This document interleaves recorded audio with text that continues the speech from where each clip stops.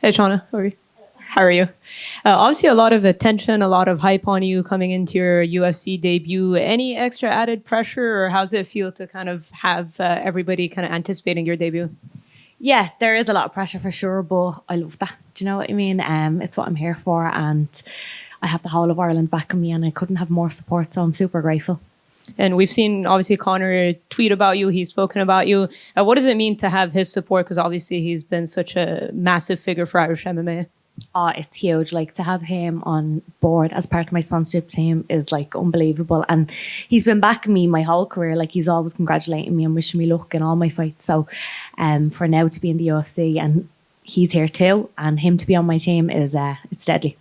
And I know you're 5-0 as a pro, but you have an extensive kickboxing background. You've had a lot of amateur fights.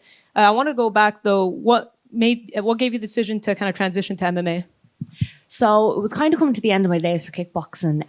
I had won everything there was to win multiple times, and I wanted to go to the Olympics, but I came to the realization it wasn't going to be in the Olympics in my time of fighting. So I transitioned to Taekwondo for a short period of time to try and go to the Olympics and that, but it didn't really suit me. I missed punching and it just wasn't for me.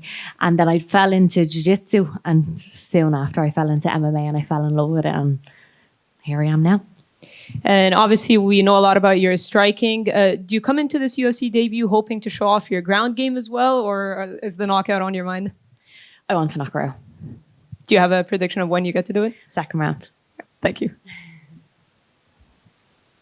Shauna, there's a real surge in Irish MMA at the moment. Obviously, previously, Conor was like one man kind of flying the flag, it felt like, or doing it to a certain level. Now we've got Ian Gary, we've got Rhys McKee back in the UFC after being a Cage Warriors champion, Caelan Loughran, and amongst others, Liam McCourt that was here earlier doing well. Does that make this whole goal just feel kind of, did it give you more self-belief that you're seeing your countrymen and women doing so well?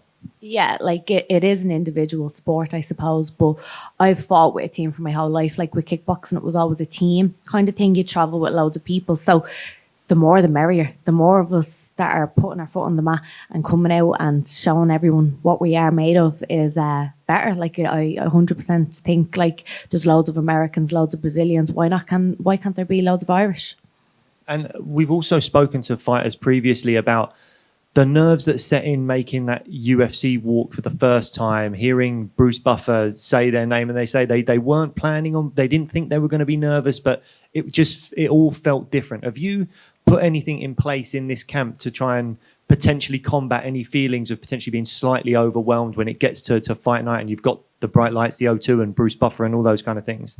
Yeah, like 100% there's going to be pressure and it will be overwhelming, and you feel that in every fight. And I think if you don't feel that, you're not human, but that's what makes me perform. If I was to go out and not have those little bit of nerves and butterflies in my stomach, I wouldn't perform my best. That's all part of it, and that's what makes me Mama B. Thank you. Shauna, over to your left. Hiya. Being a pro fighter is an incredible commitment in order to get to the big stage, but being a mum is a different level, right? So how do you balance both? It's hectic, for sure. But like, if I come home from my morning session and I'm wrecked, exhausted, and I get to look at Jace, he brightens up my day and he motivates me and he gets me going for my second session of the day. I think I have the best of both worlds. Some people work a 9-to-5 job and don't get to see their kids for the full day. The morning I drop Jace to creche, get my morning session in, come back, get to spend the whole afternoon and evening with him before my evening session. So I think I have the best of both worlds. It is super tiring and it is tough, but it's great. I get to see him and his developments and each stage of him coming up. So yeah, I think I have the best of both. And in terms of getting ready for your debut, you've got like Molly's on this card. I mean, have you had the opportunity to actually talk to her and pick her brains ahead of your debut, and has she given you any advice ahead of it?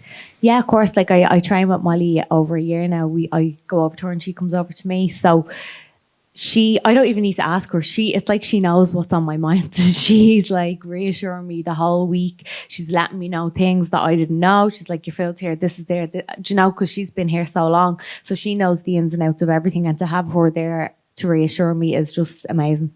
And in terms of the actual walk, when you actually walk through the curtain into the arena, your music's playing, you've got 10,000 people in the building. how's your mindset going to be? Are you going to try and embrace everything, or is it sort of tunnel vision? No, that's my favourite part. Like, I hate the warm-up area. That's what I hate, the wait. And when I walk and my song comes on, that's go time. This is what I love, you know? And then when I step into the cage, that's the best part. Brilliant. Thanks very much. Thank you. Thanks, guys.